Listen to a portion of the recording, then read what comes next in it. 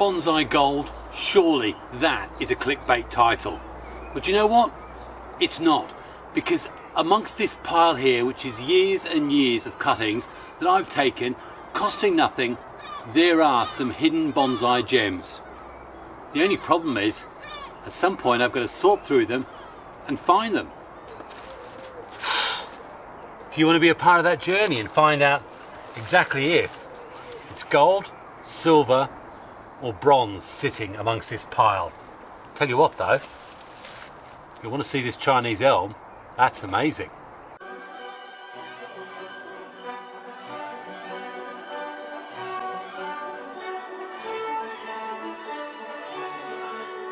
Hi, it's Xavier, welcome to a bonsai retreat. And you know, we don't often spend much time peering in the dirt, peering at all these millions of cuttings that I take.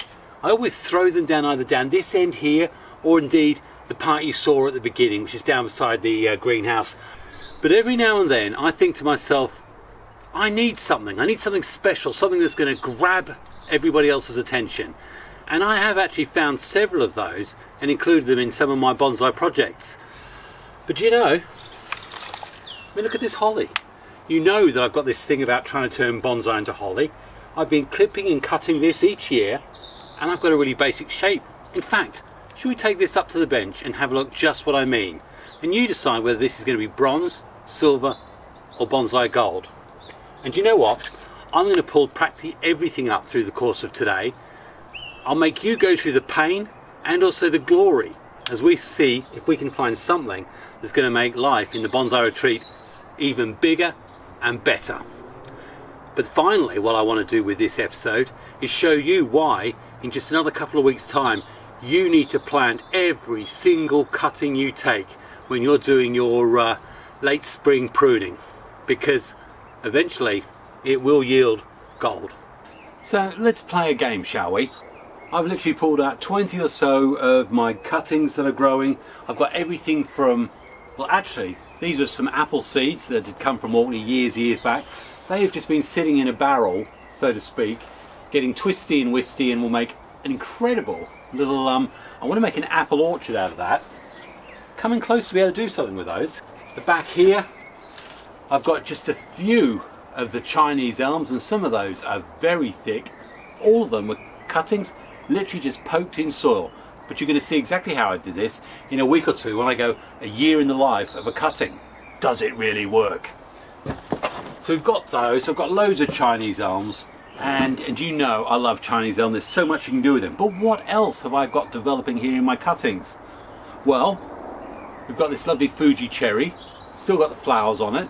Probably got about 9 or 10, and these literally around this time of the year, whenever I'm doing pruning, I'll cut them. Lovely big roots, and generally I reckon probably about 70% of them cuttings take. We've got some Escalonia. There's about 8 in there. If it's not Escalonia, it could be Japanese quince, but at the moment I'm going for Escalonia. Again, absolutely very easy. Satsuki azalea. I've got a tub full of those. These I took just after flowering. Very healthy. The only thing about Satsuki azalea is they're extremely slow growing. So I've got lots and lots of cuttings about. They take a long time to develop anything substantial. But again, you know how much you pay for a Satsuki.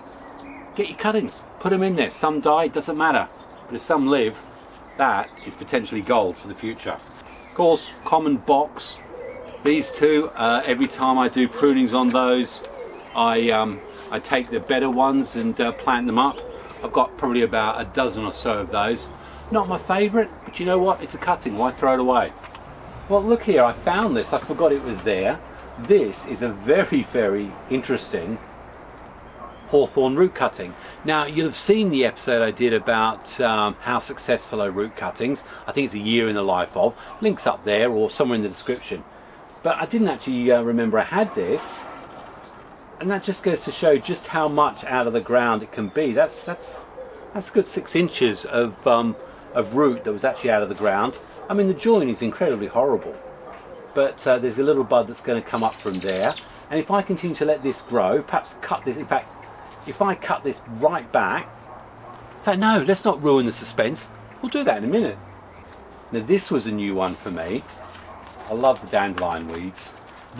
And I think this is the reason why it is important you stay on top of your cuttings, because if you let the weeds infest it too much, they will actually end up killing your cuttings. And I've got quite a few over there that either through compacted soil, i.e. they don't get water, or just through the volume of weeds, they also die. So you do actually have to stay on top of it. Here I've got 1, 2, 3, got some more in there. There's 3 yew cuttings there, and if you look at the size of those, I think they've been down there for a couple of years now. Yew, again, quite a slow grower, but definitely there. I think that one may potentially be, well, I think we can call it silver, not yet gold, but certainly something worth looking at. That's a cork bark Chinese elm. They grow like fleas, they do. Then again, look at this lovely dandelion weed here. We'll get rid of that. But of course, what it does reveal is those lovely, lovely yellow flowers of the Forsythia. Great big heavy roots on the bottom there. Need to remove those.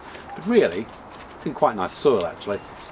I need to now start deciding what to do with it. Otherwise, what happens is all your cuttings eventually become what they really want. It's to either become a shrub, a big bush, or indeed a tree. And either way, the longer that distance there gets, which is the trunk, to the first set of branching, the harder it's going to be to turn these into anything decent. So you've got to stay on top of it. And unfortunately, I'm not so good at that. What else? Oh, well, you know I'm always telling you the Dawn Redwood are relatively easy to do as cuttings. And I believe these ones, I've got 5 in there, I actually did as late winter cutting. So when I was actually pruning back my my redwood, just pick lengths. I mean, the lengths of those are 7, 8 inches long, and just poke them in soil. Nothing special about the soil, and I don't think I use rooting hormone. And in fact, for most of my cuttings, I rarely use the rooting hormone. I've basically found that in the long scheme of things, it really, in fact, I'm giving away the secrets. You'll find out what I think about it in another couple of weeks. Any guesses what we've got here?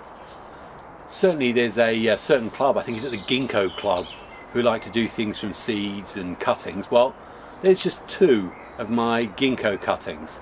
And again, I find like Dawn Redwood, different years, different results, but every year I'll always daub a couple of them into some soil. And again, this is actually, I'm looking at, you can tell the ones I've done at later years, because the soil I use is the ex-bonsai soil, so it's quite a free draining mix. So that's just a selection of some of the things I've had growing in the garden. And what's my process? Well, it's straightforward. You have to maintain your trees. So first of all, I've got some really old manky pair of cheap cutters. Let's get those bottom roots off. And now I don't necessarily want to break this up, but what I am trying to do, get rid of the big dandelions. You can see there's a lot of roots already growing, and the first thing that's going to happen, if I want to turn this into a bonsai truthfully, I am going to need to sort those out, because they're just going to twist around and we're going to have further problems with those. What I'll do, I'm just really want to spread those roots out, get rid of the bigger ones, and if I see something that really grabs my attention, then I may well consider a pot, but right now just want to get rid of the big downward roots so that will encourage stuff coming horizontally. I don't know, I'm not sure what to do with that. So what I tend to have is I've got a bucket of water just down below my feet. For now it'll just sit in the water and I can think about it over the next couple of hours. Equally, the Dawn Redwoods. First thing I'll do is have a look at the bottom. Have we got many roots coming out? Nothing such. Clean out the top. The other thing you want to be aware of is as you get closer, you'll notice that it's got green moss and that building up on the trunks. Even at this young stage, you want to get rid of that. You don't want these rotting. They're all very, very straight, and to be fair, I think this is going to stay as a little group all I really need to do on here is just take those twisty tops that are going off. I want these to grow probably another couple of years, so they're twice the height. Some of them I may look at adding a bit of wire to them. Again, at this age, they're probably 2 to 3 years old. I could definitely put some wire on. In fact, that's what I'm going to do with those. Actually, it occurred to me, you probably want to see what my setup is. Basically, as you can see, I've got my wire, different cable lengths. I basically bring as much as I can. I've got loads of these plastic pots, which I will only reserve for something that I actually think is going to be silver or gold. I think the bronze probably will stay in its pot, and occasionally I may find something that I think goes into a growing bed.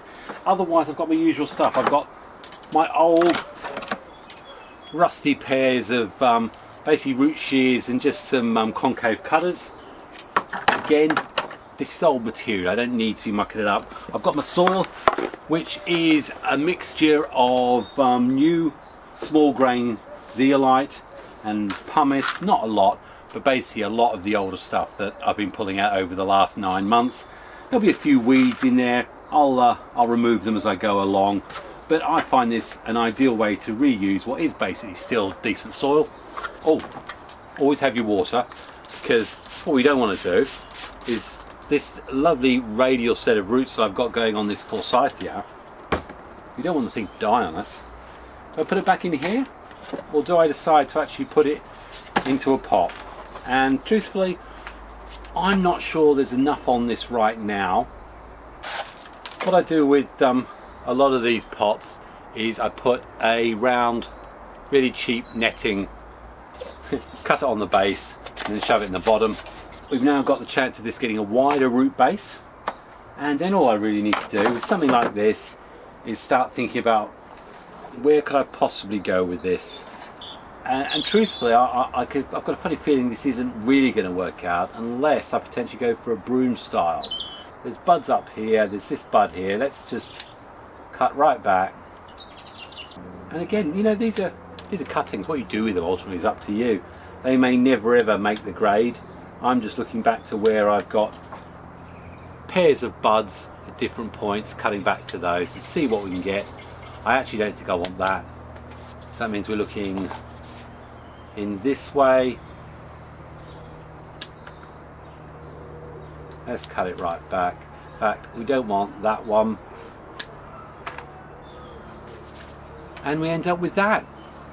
And do you know what'll happen? Water is going to sit in the corner again, and I probably won't look at it again for another 2 years. That's one, only 200 more to go. Dawn redwoods, really what I have to do is decide whether or not I want to put some gentle movement in them with some wire, which I'm inclined to do. I think unless you're going to go for your straight up forests, I find just a little bit of movement gives them a bit of interest. But what I do at this stage, they're still very, very young, I cut off all these tips and then I'll give it another season to continue to grow out. What I can actually do is create a little clump group out of these. So if I bend the outer ones outwards, so to speak, just slightly,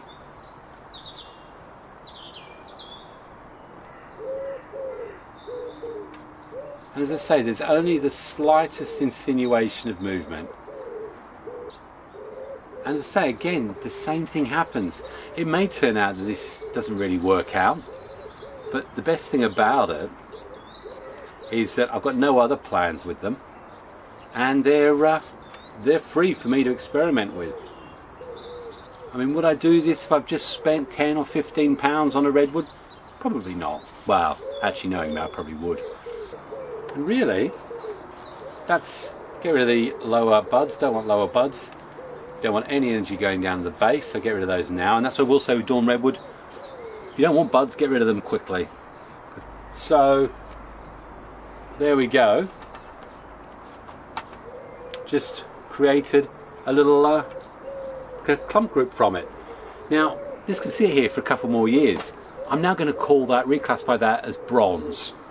I can see a future for that. A few roots down the bottom, and what I'll probably do next year is I'll pull it out as a group, cut the roots in half, and then consider whether I put it up or maybe put it into something like that. And in fact, I could do that right now, but for me, I'm happy with that. And then the other thing I do need to make sure, which I do, get a little bit of general fertilizer. I think it's a 777 or 666. 660, no, it won't be a 666. Definitely a 777. And just make sure I've got any other weeds or that out. And that's those redwoods done. So I'll put them to one side where they'll get watered. Now, I don't talk about it much, but I actually have had a little bit of success with, I think this is Hinoki Cypress actually, looking at that. So the Hinoki Cypress cuttings, which again, slow growing. I took these cuttings probably 3 years ago. Same thing, got roots at the bottom, we're just going to cut those. Remove all that horrible gubbings from the top, because that's stopping life-giving nutrients and water from actually getting in there, and that's what we want. We want this to grow. This has got a very, very, very long way to go. Cut off some of the lower stuff, and then looks like we've got potentially 2 branches going there. I could wire it now, but again, here's the thing, if I wire it now, I'm almost telling you how big it's going to be, and right now I actually want this to be a lot bigger. All I'm going to do, feed it and put it back in the garden where it was. Now, you'll definitely see in the cuttings video, but I've also had reasonably good success last year with the maples, and these were cuttings that were taken in the late spring, post-flush hardened pruning stage, but I've also found I take them later in the year in the late summer, and also now around the beginning of March. Also then you can take them. To be fair, I take them whenever I do cuttings, and some years absolutely no success, but here we've definitely got some opening buds on there, and they're nice and solid in there. I know they've been in there for a year, so I'm happy they're taken. This doesn't even make bronze. I'm really happy that the root cutting has had such success, but truly it depends what I do with it. I think this is just an experiment, and I think there's nothing wrong with you experimenting with your cuttings. They may never see the light of the day as bonsai, but interesting. And I think that's the other thing I'll say to you. One of the advantages of doing cuttings regularly is you really get to learn how different species respond, one in your garden, but things like root growth. So I've already learned that with Forsythia, with box and things like that, that I've actually got to be quite hard on the pruning, because they produce roots very, very easily. I wouldn't have known that information if I wasn't doing all this cuttings work, because this is where you get to see it firsthand. And to be fair, by pulling this off right now, it's cutting. It doesn't matter if I'll put it that way. It doesn't matter if it doesn't live, but I can see already, I think this is a year's growth. There's not loads and loads of root growth. What I can do though is shorten off some of these. And ideally, again, if you're looking at developing it another year, you want to get rid of any tap roots there are. I'm going to say this now, when you make decisions to actually put some of your cuttings into pots, remember to have a look right through everything you've got. You may only have 10 or 15 plastic pots, and already I'll go through, oh, that's wonderful, and before you know, you've potted everything up, and then you get to the last 80 of your cuttings and realise that the real gold still hadn't been found or discovered. So though I'm putting this in a pot, the reason why I'm doing it is because I'm hoping I'm going to get some growth from other areas. So this potentially could turn out to be something quite good. Let's just put it on a bit more of an angle and see what happens. Now, there's definitely one thing I'll say to you. Down the bottom of the garden, the birds go absolutely nuts. If I leave any of these without stones on them, they'll be everywhere. I tend to, when I've done work like this, take all this stuff and move it right up to the top where I can see it. The birds don't tend to go up near the front door. So that's what'll happen here, but there you go. That's my hawthorn root cutting. Hopefully we'll get a lovely thing going out that way. And yeah, who knows, but loads of fun. Do you know what, it did occur to me that maybe you actually also want to see what happens to some of these cuttings when they get on to 4 or 5 years old.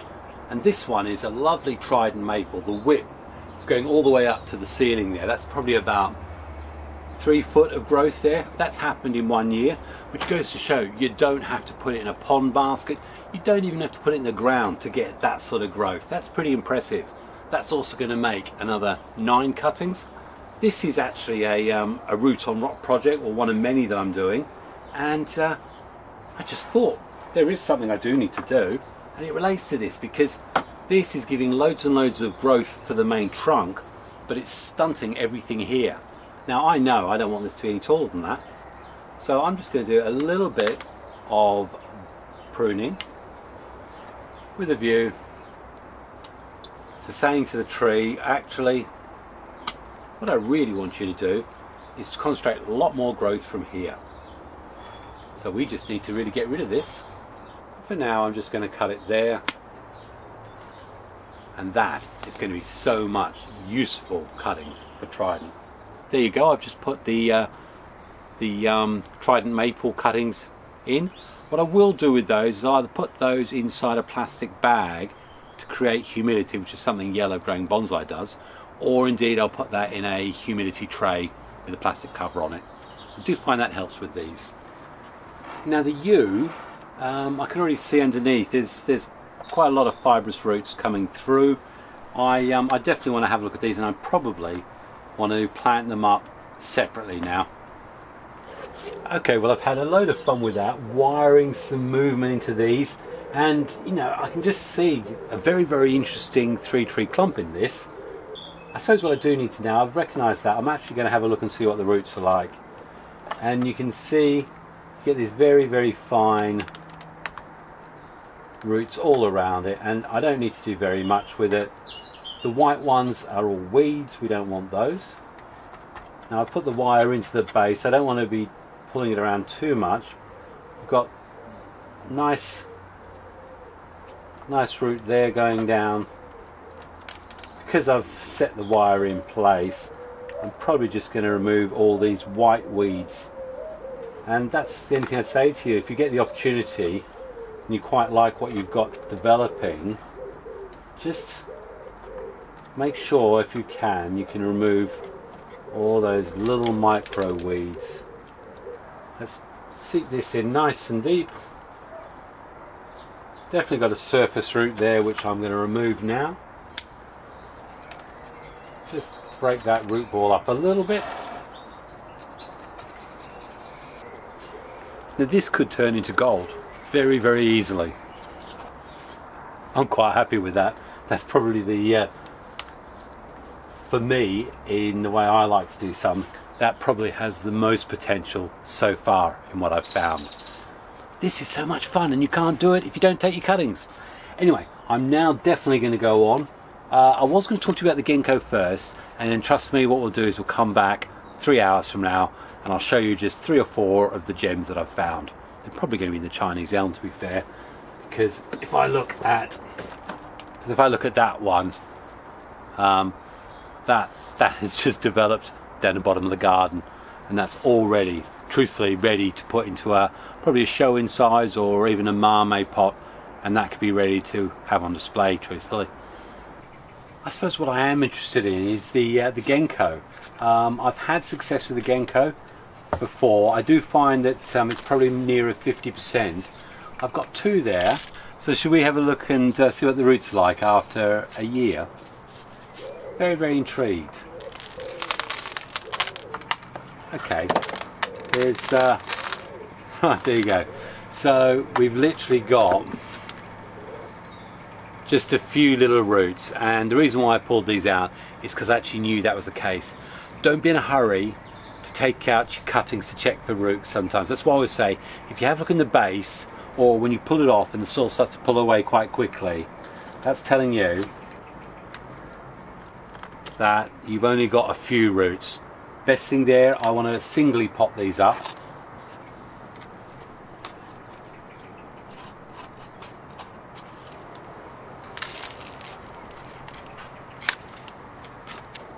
Now that's going to be fine, But I think I just did that to highlight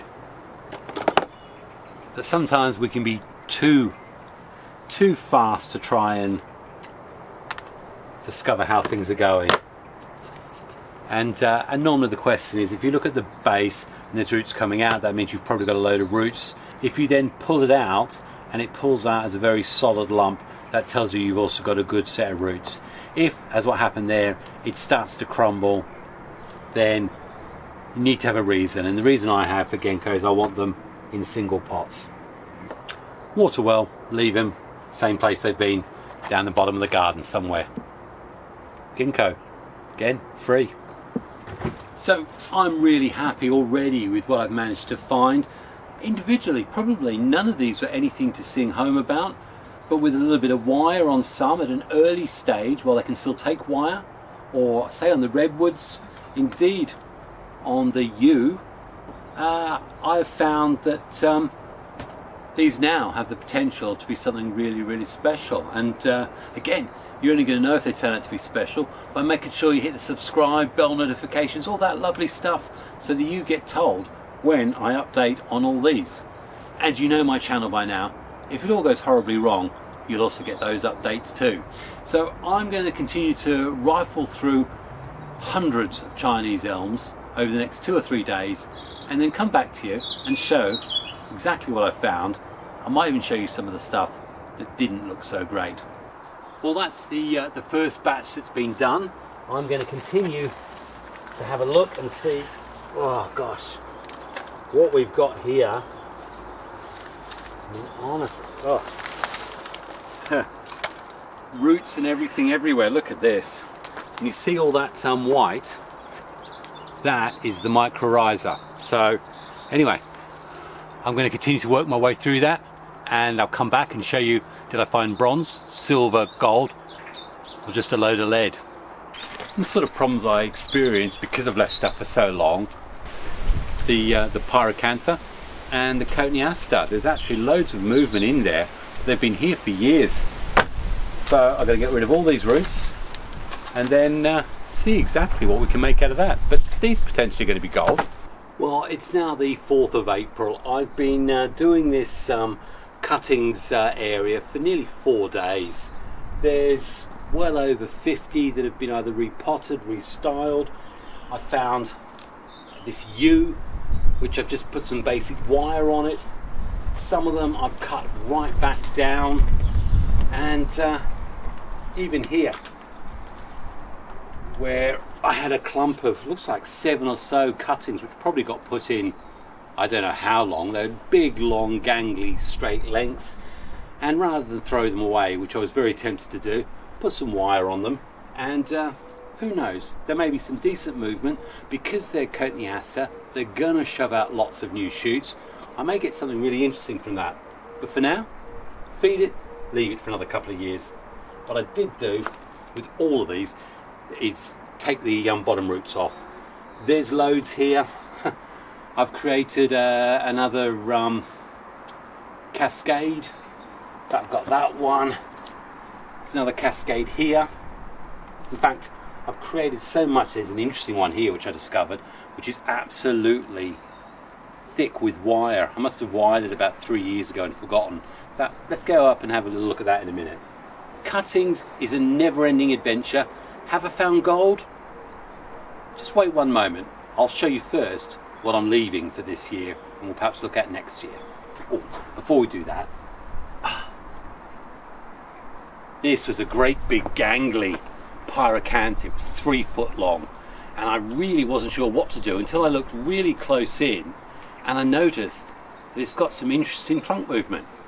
So I've literally cut the top, cut all the branches back. There's even a little branch that's going downwards. I think this may actually grow to be a little literati.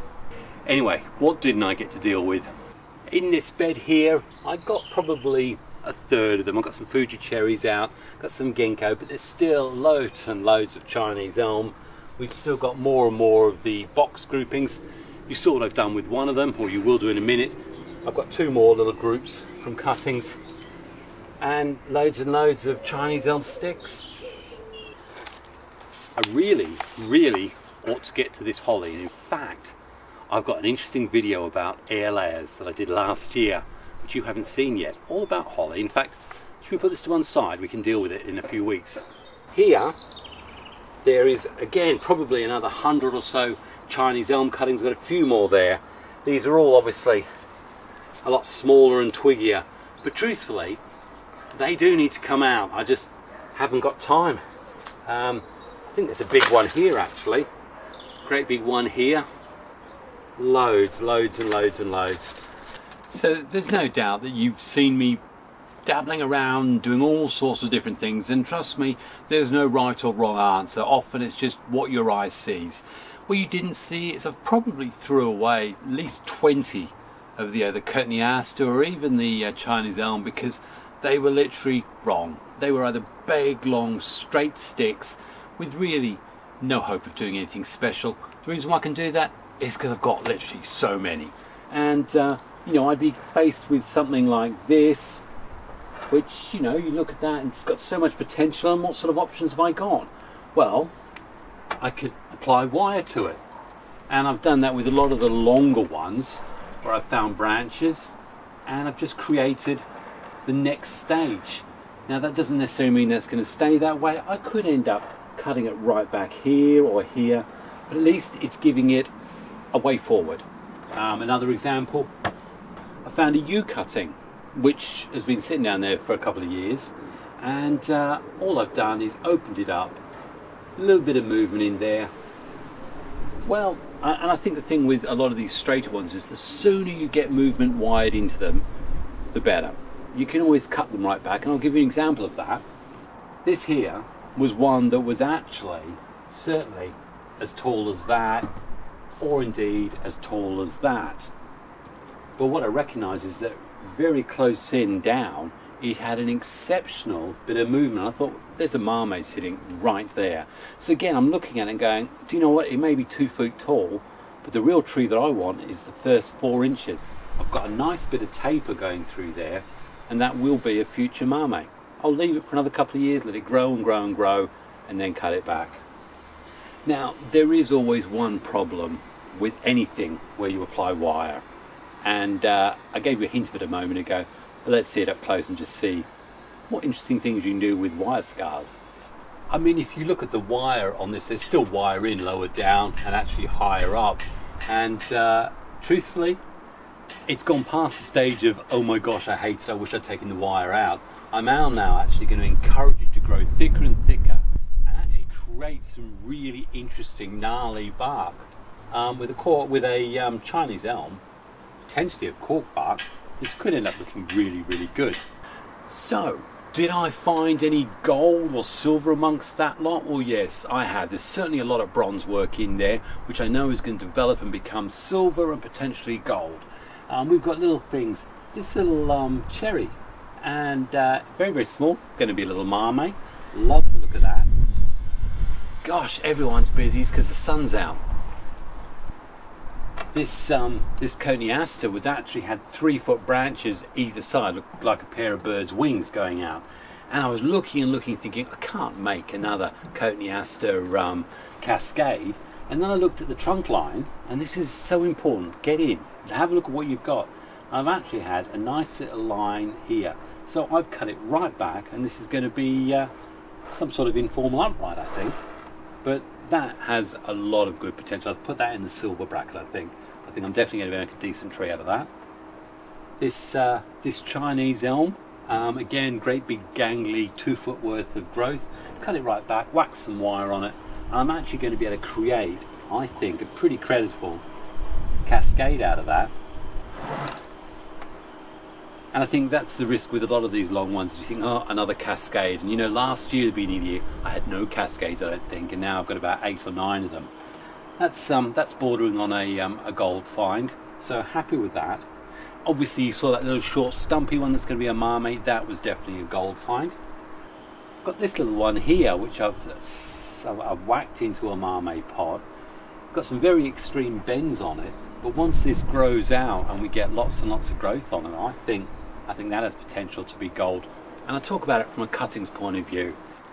And I think the one I wanted to bring up most, this was from a Japanese maple cutting.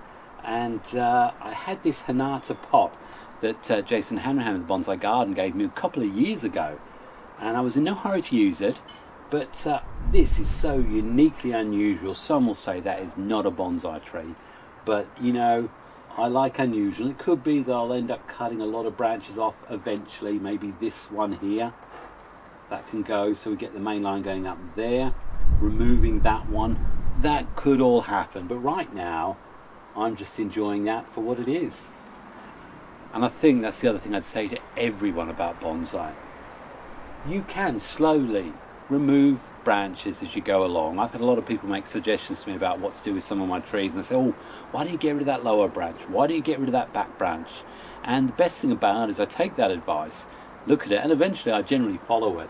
And I do feel like this, once this branch is gone, potentially that branch has gone, and then we just get rid of that and then grow it up that line. But I'm in no hurry. I think this is really unusual, and this definitely fits in the category of Bonsai Gold. So I think I've managed to do a pretty comprehensive look at how I manage and deal with my myriad of cuttings. As you saw, I've still got loads more to get to, but you know what? Give it another year, there'll be some more silver and gold amongst that lot. The sun is playing havoc with the glare, so I'm sure I'm going in bright light or whatever. But even now, we look at this one. I just found it this morning. Little Chinese elm, and well, hey, there you go. I put it on a rock, and it feels quite tight on there. And you know what? I may have a little explore this year, or I may actually leave it another year and let those root bundle get so tight around it that when I do pull it out, it's going to look fantastic. You know, that is exciting. That makes me think, yes, take cuttings, because that will be gold. As will this one that I also pulled out this morning.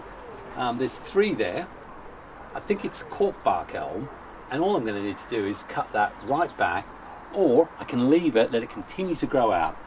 Probably the only thing I want to do is, it's got a root base down the bottom there, is sort the roots out, probably get out the soil and put it into a much better composition so that the roots don't go round and round and round. But hey, I'm repeating myself, and you know what? This is a long video. I've had a lot of fun making it because I finally got around to looking at those cuttings. I hope you've been inspired by it, and I hope you take advantage of this, because now is definitely the time to start taking those cuttings.